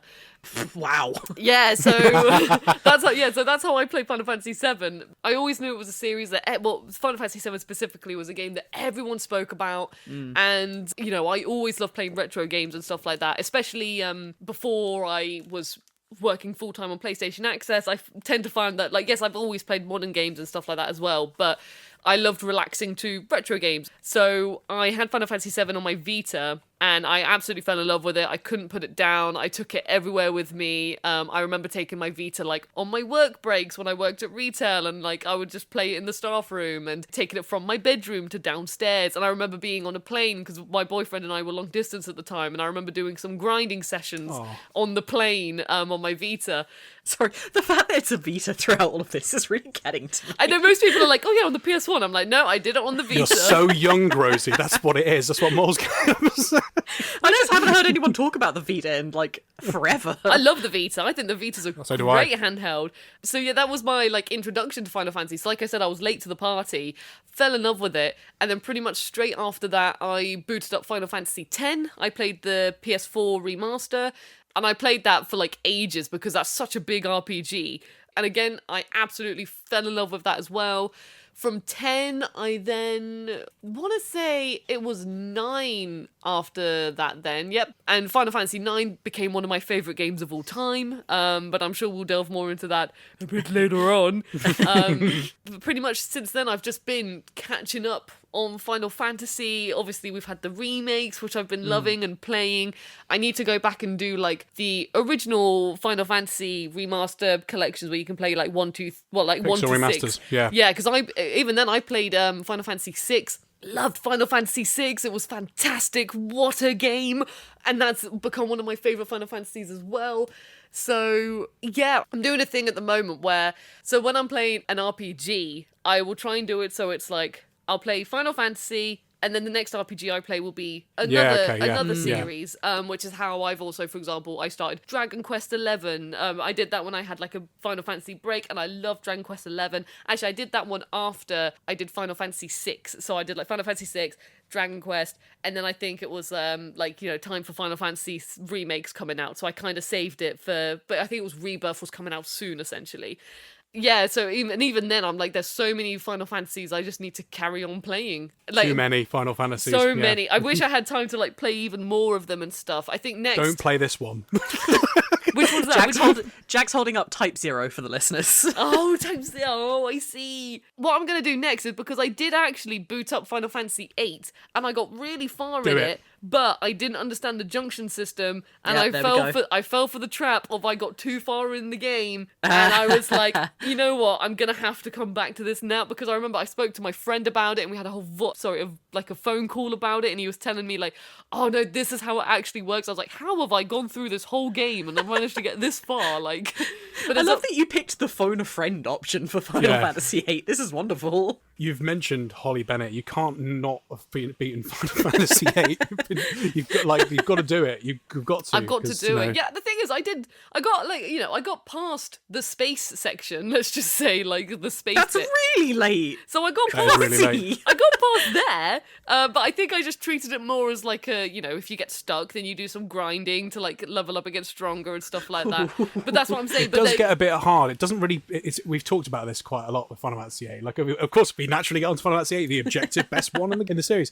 But like that game, out of all of them, I think we were speaking to Alleyway Jack about this. Like, it was written at the time where guidebooks were a thing. Yes. And it was there's like, I don't know if he told us this specifically, but like there's a lot of points in that game where it was almost made to make you buy the guidebook. Yeah. Because you're like, where do I go? And that's the thing with 8 a lot of the time, is you can get stuck in the same place for ages, and then if you get bored of grinding and don't understand junction, then you're like, oh, I'll start again. So yeah, which is what I do. I think that's it. I reached a point. There's a boss where, am I allowed to talk about potential? I'll just say potential spoilers. Oh, Yeah, no, it's all right. And this is going like roughly through my brain as well, but I think Renoa's been captured, and essentially you have to try and save Renoa. But Renoa's health keeps on depleting, or something like that. And that's Adele. And that was the boss where I was like, I cannot do this, and because I haven't understood the junctioning system, because so that was when I was like, no, I'm gonna have to do this again. But I'm actually, though, because it's been so long, and I'm like, excited to fully, now I've got a little bit more of an understanding of how the junction system actually works. I'm excited to go back into it. Yeah. And like meet all the characters again, go on the adventure, and actually finish it. Yeah, do it. As an aside, I fucking hate bosses like that like kidnap one of your party members and then you have to avoid doing multiple attacks. I can't remember the name of it, but the boss in the Evil Forest in 9 at the very Prison beginning Cage. does it. Yes, with Garnet. Fucking hated that fight.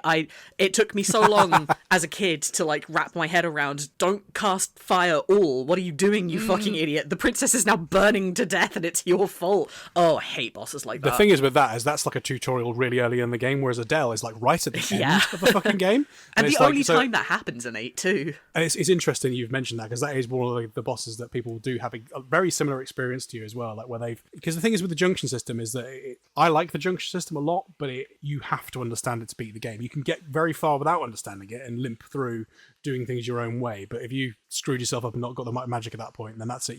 It's game over and it's start again. But if you've left it long enough, then you'll be all right. Tip: get some water from the beach at the beginning, from the fish. Oh, that's how you do it. Without context, that is an insane statement. Get some water from the fish. No, so at the beginning, when you first get onto the Balam Island, there's a beach, and there's things called, I can never pronounce what they're called. Mole probably know. They're like they're like fish, the big fish. They're right? my favourite fish. Yeah? The the fesheltons, or whatever they're called. What are they called, Mole? Come on. Fuck, I fucked that one up, didn't I? Faster the fucking fish, yeah? Fastita Kalen, F. Fastita Kalen. So, like, how are you supposed to pronounce that as 8 years of age? What's going on? But yeah, so they will drop water crystals, and you can refine water crystals into water, which at that point in the game is the best magic you can get. So you can stay low leveled, and that pushes your strength up a bit higher. So that's what I recommend. Okay, I need to remember that now. I need to remember it. Yeah, because that makes the first part of the game that much easier, but it doesn't break the game where you've cheated, I think, personally. Okay. I played that game a lot. Well, now I know if I get stumped and I'm like, I'll just go, Jack. Yeah. Turns out Jack's the person to go to, honestly. I didn't understand the junctioning system after all. Yes. So, which of the Final Fantasy titles have you not played yet, then? So I haven't played 1 through to 5. However, I have heard. So I don't know why I'm saying this, but with 5, I have heard the song "Battle." Is it "Battle on the Bridge" or something? Battle on the Big Bridge. Yes. Brilliant soundtrack. Yes. Like literally, there's it's a brilliant song. I love it. So I need to play those. I need to play. Well, as I've just said, 8. Technically, I need to do, like, the final boss in 6, I will be honest. I need to actually... It's hard, isn't it? Yeah, I need to actually, like, do that one. So when I said I finished it, I pretty much have. I just need to do, like, the final boss. Yeah, so I've done 7, 8, 9, 10... Well, no, 7, 9, 10. So I need to do 8, 11, 12, 13, 14, and 15. 11 and 14 are just online, so don't worry about that. don't worry. Only insane people play them. Hey.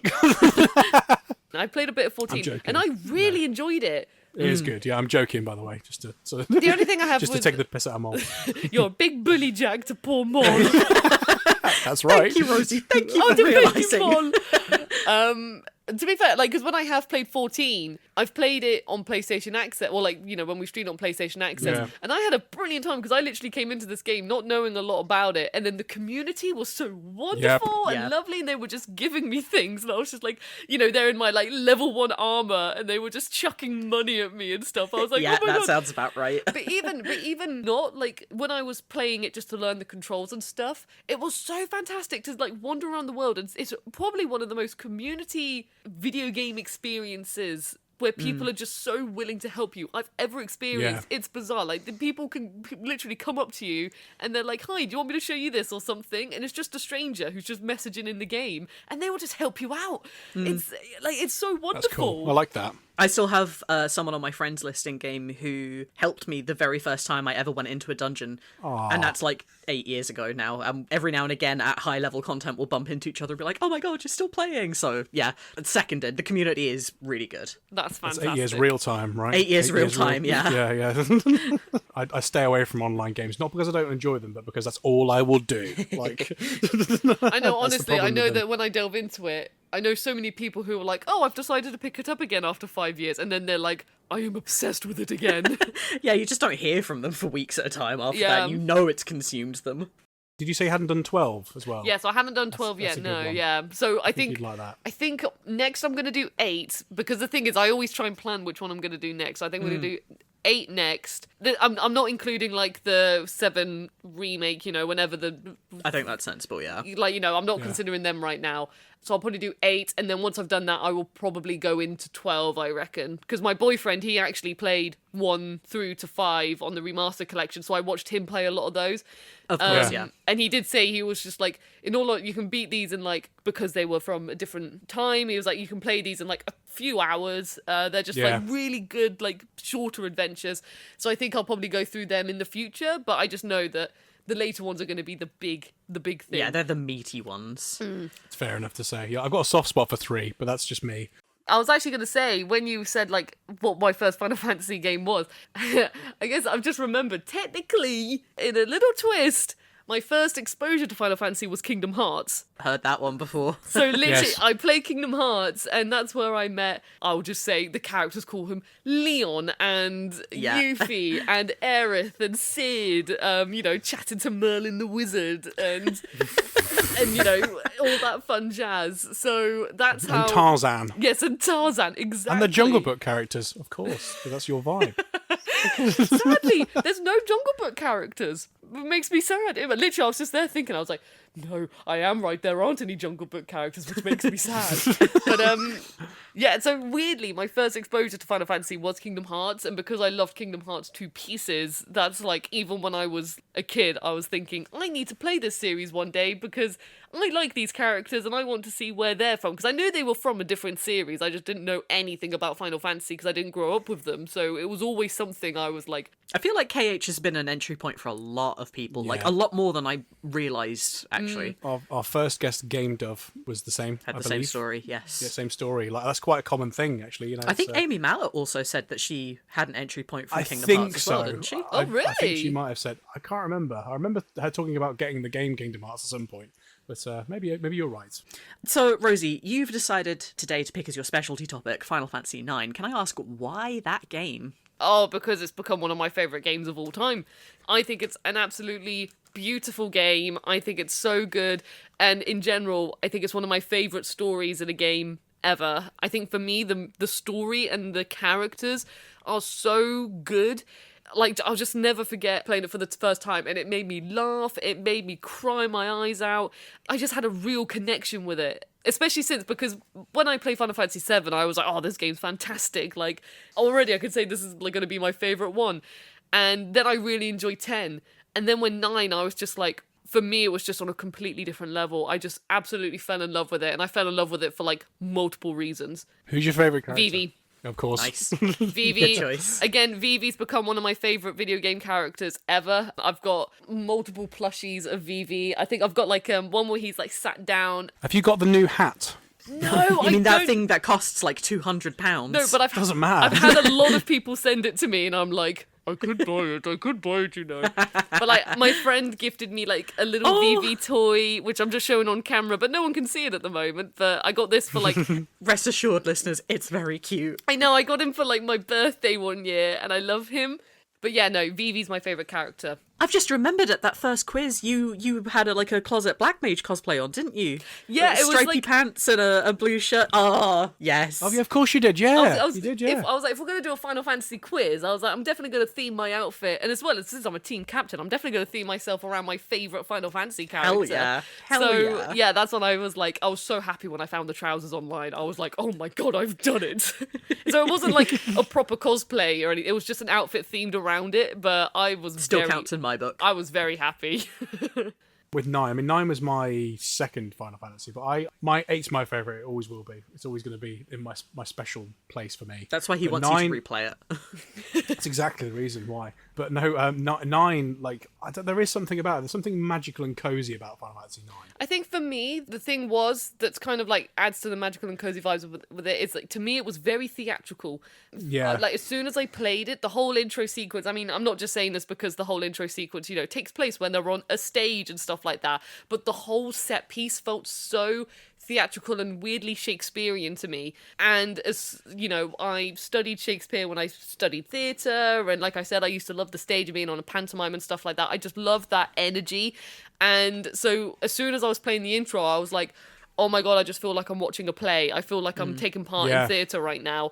And it kept it going throughout. Even there was the scene where, because even when there was a moment where I was just engulfed in the story and like, it gets a bit more serious and stuff like that at some parts, then you get the scene where there's like a love letter. And I was like, oh my goodness, this is Twelfth Night. This is me, this is Shakespeare's Twelfth Night right here.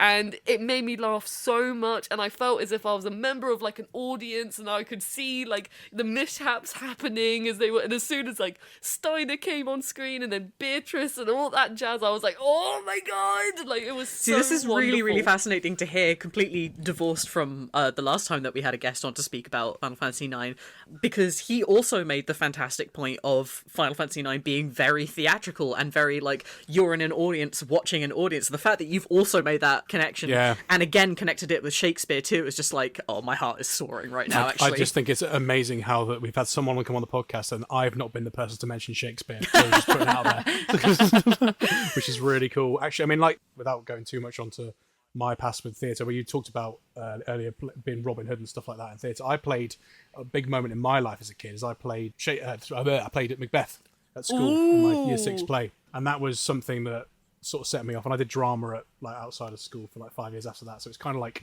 something I've not really touched again since. Sort of, I'm a little bit with the YouTube stuff and the silly voices, and I'd love to get more into it. But no, I've always vibed with the Shakespeare thing, and that's the same thing with Final Fantasy IX. There's loads of other little Shakespeare references in it. Like you've got, I think, is it Lord Avon or Lord Avon? It's supposed to be their in-universe Shakespeare, I believe. Yeah, Avon's the river, isn't it, where Shakespeare lived? Yes. So that's probably a complete reference to Shakespeare. I've just realised about now what's going on. So it's cool. Moles used this phrase before, that Shakespeare makes you laugh, makes you cry, and then throws a dick joke at you, which is kind of Final Fantasy IX all over, really, isn't it? It's got a perfect balance between, like you said, that serious tone, because there's some genocidal moments in this game, but also silly as well. I was going to say, because genuinely, why it's like one of my favorite stories, like I said, for multiple reasons, but the way that it tackles like mortality, absolutely tears in your eyes, and you're thinking really deep, heavy thoughts, and then the next minute it's a love story between two characters who have been drawn apart, and then the next moment you're catching frogs, like it's Yep. But the way that it all works together like so beautifully that you can have these moments and like these epic moments where like the characters are like swinging on flag strings and it's all very like cinematic and stuff, but then you also have those quiet moments like Steiner when he's on the boat just thinking about like his duty, I think, or something along those lines. It's so wonderfully woven together that it's able to do so many scenes, but so that you're constantly you're relating to the characters, you're empathizing with them, you're laughing with them. It's just absolutely blooming wonderful, in all honesty.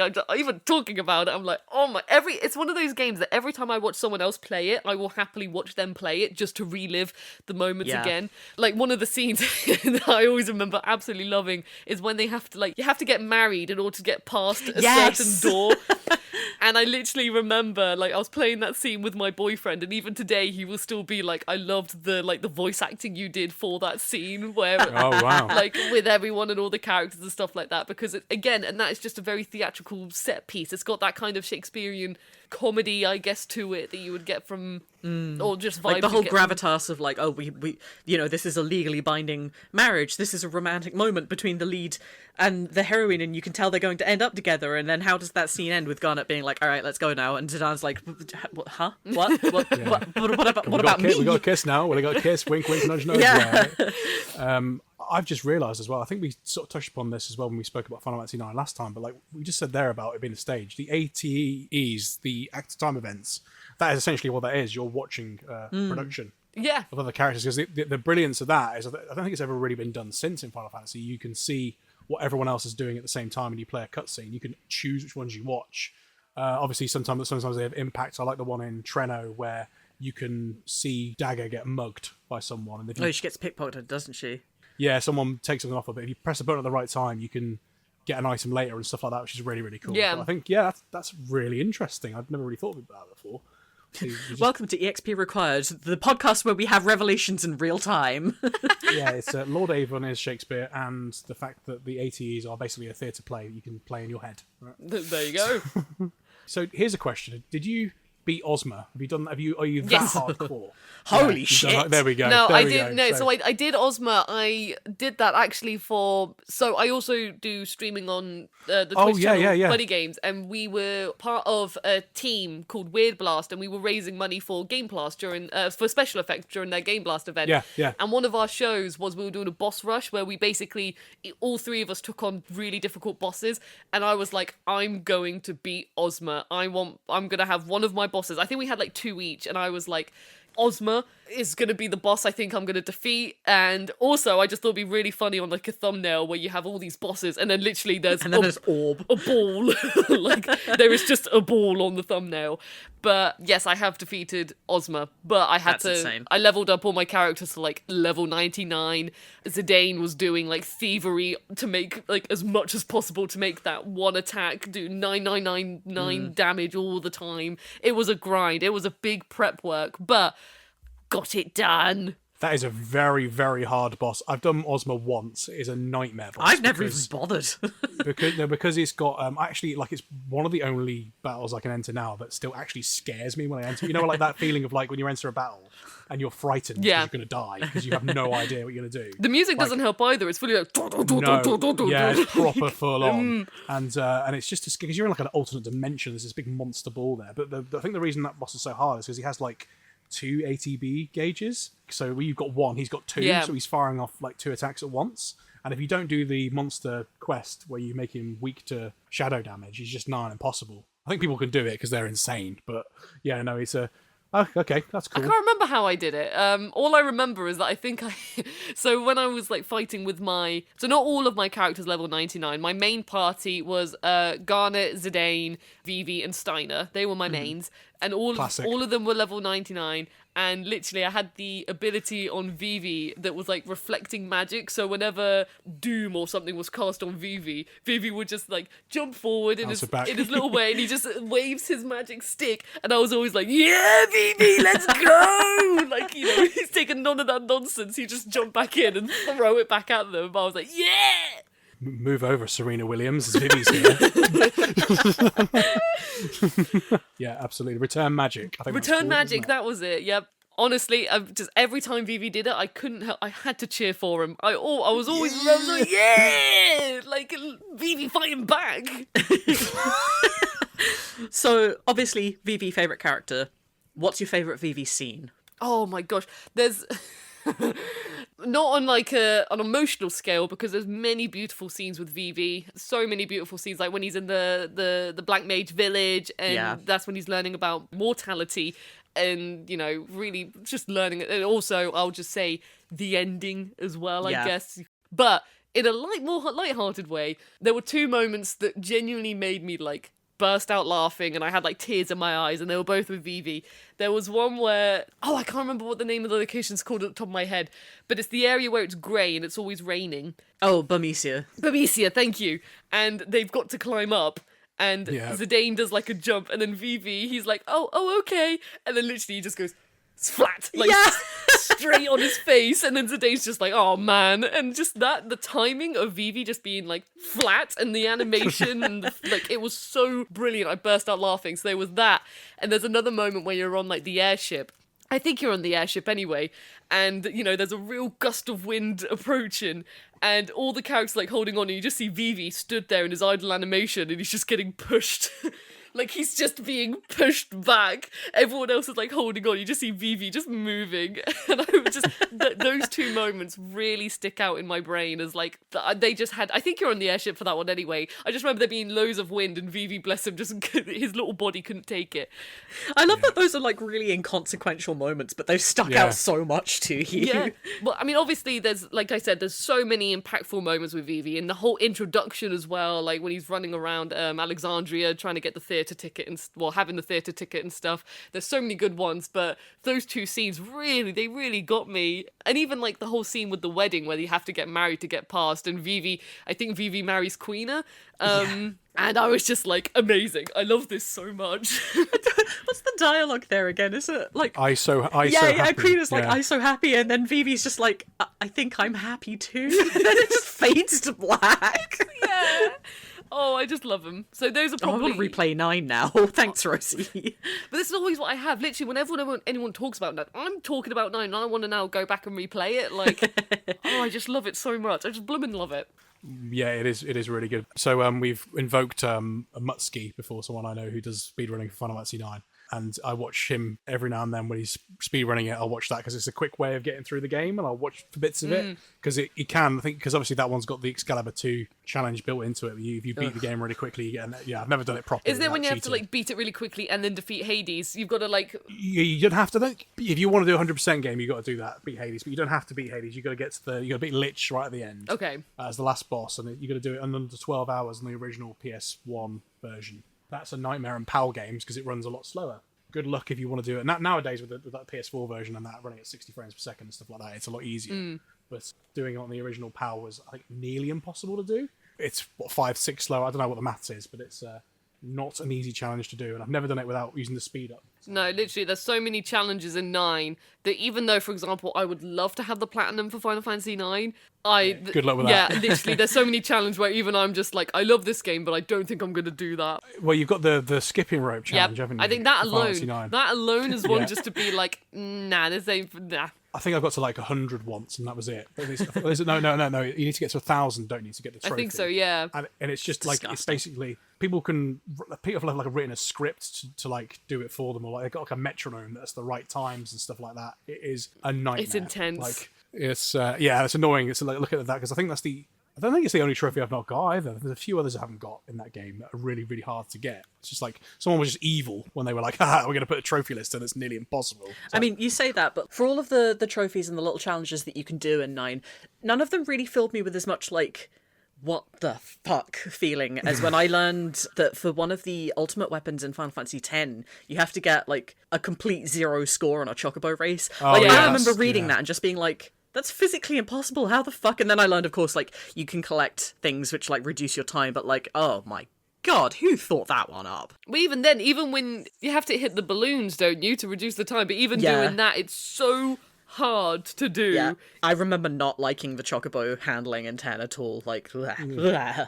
there's loads of random. I mean, Final Fantasy, obviously, there's loads of games that have got challenges and stuff like that. But like Final Fantasy's, because you can customize everything so much. Like, it's like, I've beaten this way. Can I do it with a handicap?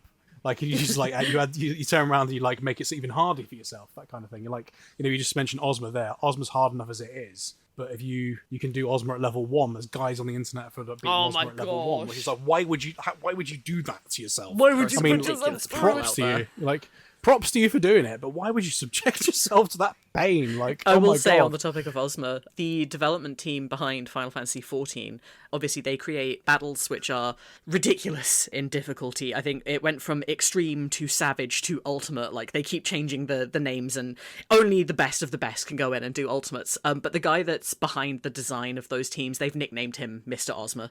Mr. That's Ozma. that's how sadistic some of those fights can be.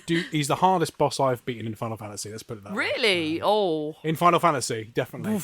Because Omega Weapon in 8 is, once you work the pattern out, it's not hard. Okay. You know what you got to do. It's actually like, I won't spoil it for you, because you might have to work it out for yourself when you get to that point. And this is when I just... this is Don't when send I... her off to Omega. This is What's when wrong with you? I message my buddy Jack and go, hey, what was that pattern you were talking about? Yeah, there is a pattern to Omega Weapon, and I know 7's got some, like, The weapons. Ruby Weapon. Yeah. But if you do like a trick with items or whatever, it's really easy and stuff like that. It's I just, mean, people whereas say Ozma- Ruby Weapon's easy, but I've still never managed to do it. Emerald Weapon I got once. Ruby Weapon, I think I'm better off just giving up, honestly.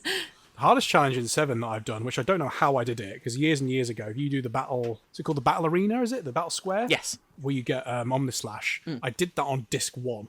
Oh, you told me about that once. I still Years think you're ago. insane. I don't know, I managed to do it, and I turned around to my mate, who's like a proper Final Fantasy 7 person. He's like, let me stop you there, you're not doing that. I was like, mate, I've just done it. He's like, what's wrong with you? And I was like, okay. And then I tried to do it again, like last year or the year before when I played 7 through to the completion. I was like, I can't do this. What was 15, 16-year-old me doing? Like, I have that in general with so many games where you're like, how was I able to do this multiple times as a kid? Yeah. I remember Yeah. I had that with Tekken 2 when that came to on the PlayStation Plus collection. I used to play so much Tekken 2 and I was like, yeah, let's just do a run where I beat Devil and log some characters. And I was like, Yeah, it's hard. I was like, this is hard. it's really hard. That Tekken 2 in particular is really hard. I mean, like, I have got a vivid memory of sitting there over the summer holiday playing Tekken 2, eating Philadelphia cheese covered Ritz crackers, right? It was my favourite thing as a kid.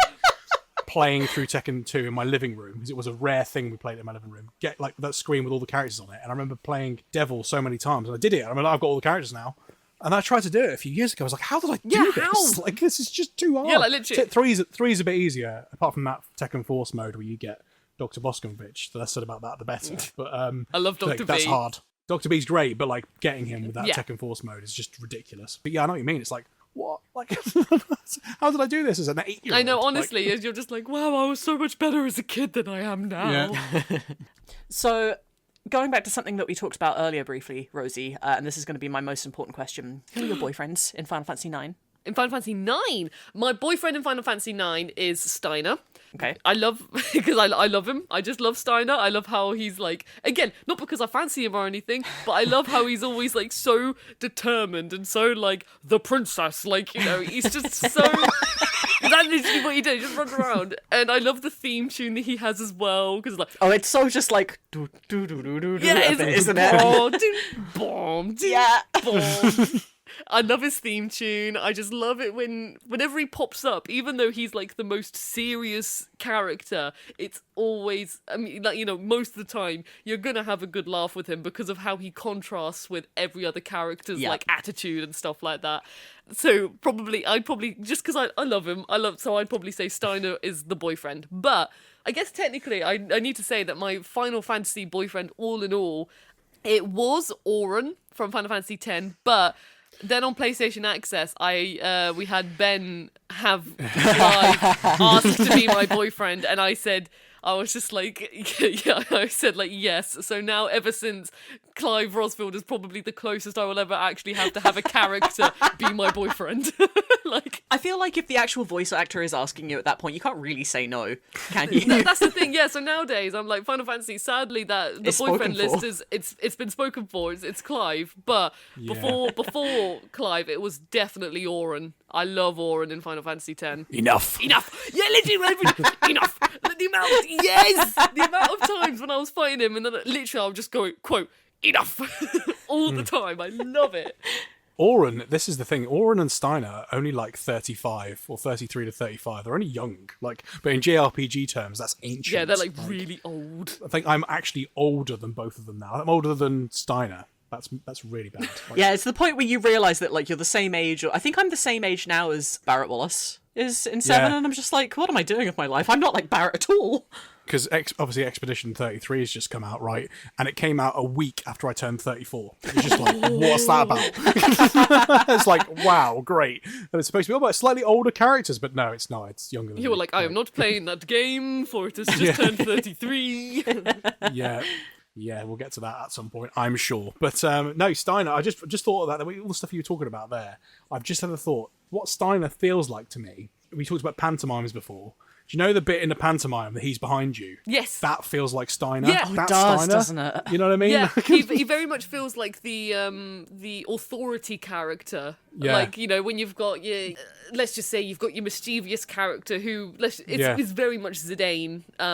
Like, you know, running around and everyone loves them because they're being cheeky and rapscallion and stuff. And then here comes the, you know, either the sheriff or something like that. But it's Steiner and it's like, oh, he's come to put some authority into this chaos and stuff. See, now I just want to see like a Punch and Judy thing, but with the FF9 characters. I feel like that would actually translate really well to that medium.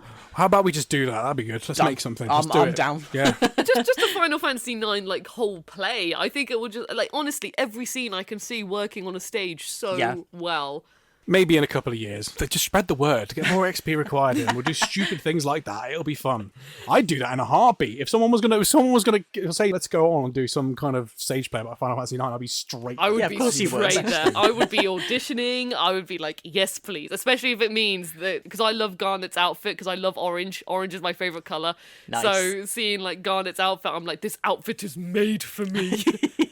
Okay, well, we have our princess, clearly. Jack, who are you playing? Well, I want to grow a tail. Wonderful. I've always Zidane's the man. Like, I mean, he's the best. He's the best character in Final Fantasy IX, I think. Do you say Zidane or Zidane? Because usually I say... Yeah, I say Zidane. Usually I say Zidane. Zidane, but I've heard more people say Zidane, so I'm trying to change. Well, apparently, officially, he's Zidane tribal. No. Right.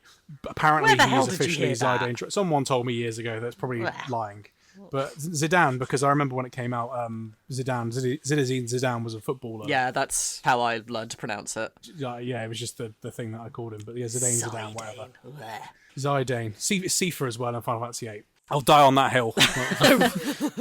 So I think we can get around to closing up then. Now, Rosie, I don't know if you're aware, but with all of our previous guests, we have a tiny little quiz. It's only 5 questions. This is reputation points only, but this is a who said what quiz. So we're going to throw some quotes at you, and we're going to see if you can guess or remember who said them.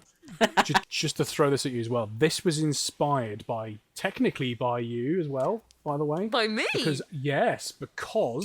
at the second Final Fantasy Union quiz, Ben Starr got you to do an who said what thing. Do you remember? I do, yes, because I had a character, because I think I had someone from Final Fantasy 12, and I haven't played that one yet, so I had no idea how to say the line, and literally I just came up and was like, all right, I'm going to do it in this voice. Yeah, so so the idea just came from the fact we wanted to do a quiz, but we try and do it in... Should we do it in stupid voices, Mol? Yeah, Go on, treat yourself, yeah. Are these all from Final Fantasy 9? All from These Final are all Fantasy from Final 9. Fantasy 9. Okay. Number 1. World only have 2 things. Things you can eat and things you no can eat. That's Queener. Yeah. You sounded like Chop Chop Master Onion there, didn't That's you? what I Like, was trying to channel, yeah, I okay. guess. The Chop Chop Master Onion energy. That's brilliant. Cool. Do you know when Queen says that, by the way? Just for interest. No, I don't know. My instinct says that when you first meet Queener and you're learning about them and what their quest is, like they just want it. But is it when they meet is it their grandparent or something? And then they say you must go on this quest. Not quite. It is in the Black Mage village because the Black Mages are like looking after the egg. I think it's around that time. It definitely says it's the Black. It definitely says it's the Black Mages. Yeah. Right. Okay. It's been so long since I've actually played the game. I'm still remembering bits and bobs. You wouldn't be forgiven not for knowing that. I didn't know that till I got it from the script earlier. I've forgotten. I had no idea when that was in the game. Okay, my one. Heroic, human. Those are just things people say after the fact. Why try to give meaning to what the main character of the story chose? I recognise that line. Is it Zidane? It is. Yes. Do you know when it is? Is this one the intro? No, when is it? All these answers I'm going to be like, is this when you first meet them? It's at Pinnacle Rocks when you meet The Ramu, story and with Ramu Ramu. gets you to do the story, and he gets you to deliver the story. Oh, yes, okay. Yeah. Joseph's story from Final Fantasy 2. Yes. Carry on. Number 3. And we won't let the fear of death, which each of us knows, stop us from living our lives, because my friends will remember me when I'm here. Vivi. Please don't ask me what that accent was. Is that your Vivi voice? No. Was it But Vivi? close. Is that one Vivi? No. Who was it? That one is Mr. 288 from the Black Mage Village. Oh my gosh, I would not have... Vivi's mentor. We would have accepted if you'd said Black Mage there. We would have gone close. You weren't quite there. With Vivi. I remember Vivi learning a message like that. That's where I was like, Vivi! Yeah. And I'm like, no, it wasn't Vivi. I thought it was something Vivi said to like the rest of the party. Okay, my go. Chivalry requires a knight to look after his comrades in arms. I will not abandon you, and I shall follow you to Kingdom Come if I must. You remember that. Is it Steiner? That's Yes! Do you remember when that was? I'm guessing he says that to Garnet. No, he doesn't. No, he says that to is Vivi. after- He says it to Vivi, doesn't he? When... No, he doesn't. When? It's after Zidane's emo moment on Terra, when he does the whole "You're Not Alone" thing with the amazing guitar solo. Oh. And he's like, mate, what are you doing? Like, yeah. Jack, I need you to know that impression sounded like Ignis to me from 15. I have another recipe. I've come up with a new recipe. New That's recipe. literally the only thing I know about 15, and it's one of my favourite things. We should just do silly voices all the time. You should have everyone to do silly voices. Rosie. Yeah. So, This is what I live so sorry to keep you waiting, Colonel. Like that sort of stuff, you know. This has devolved very quickly. Oh my guys, my cheeks hurt. You're making me laugh too much. You do a good Sorry, Solid carry on. Snake. You do a good Solid You Snake. really Well do. done. Someone, so I did a video, a spoof video of Solid Snake on what a channel I did ages ago, and someone was like, "You're using AI." I was like, "No." So I took it as a compliment. So sorry to keep you waiting. Yeah. Carry on. Right, and our very last question for you. I still can't believe you're doing this. You've changed, Zidane. Till we meet again. Oh, is that Freya? Yes. Yes. Do you know when? Is that when he's being really sad at the bar? No, I'm afraid this one's right at the very end. When he goes off to rescue his brother. Oh, tree. yes, and he says like he's saying like I just have to do this or something, doesn't he? He's like I have to go, I have to do this And then That's he goes right. off and rescues the main villain because he's a badass. because he's a boss. Congratulations, Rosie. That was 4 out of 5 questions. Yay! You did. I think that's the high. Is that the fantastically. highest score? Is that technically the. You know what? remember. I want to say yes because I don't remember. Fuck No. it, you're the highest score now, Rosie. Most people get 3, I'm sure. Oh my So God. you did better than you thought because when you said you messaged me, you was like, "Oh my God, I'm going to get caught out." You didn't, did you? Yeah, literally, when you were did like, well. oh, what's your favourite? We're going to do a podcast episode on it. I was like, oh my God, I haven't played it in years. You always do better than you think. Maybe it was the silly voices. Maybe you need to do the silly voices all the time for this now. Yes, I feel a table think read coming on. Yeah, I feel we're just going to do We'll have you back for a table read at some point, Rosie. Let's do something stupid like that yes. in the future. I'm sure. Yes, 100%. that's an idea. Why haven't we thought of that before, Mole? Like, You got a new podcast formula right there. Thank you very much for your time, Rosie. It's Yeah. been a wonderful Been experience delightful. speaking to you.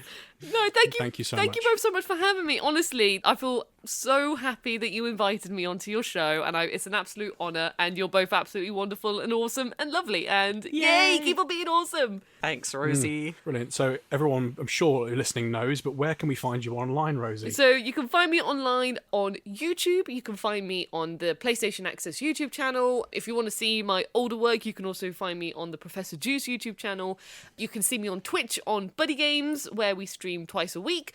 And on social media, you can find me at, I think my username tends to be Rosie Caddick or Rosie_Caddick. Nice. Jack, what about yourself? So mostly on Blue Sky, JackieBoy34, occasionally on Twitter, JackMullen8, and obviously EXP Podcast on YouTube, and Blue Sky as well. That's where you can find me. There's a few other things, but that's the main focus at the moment.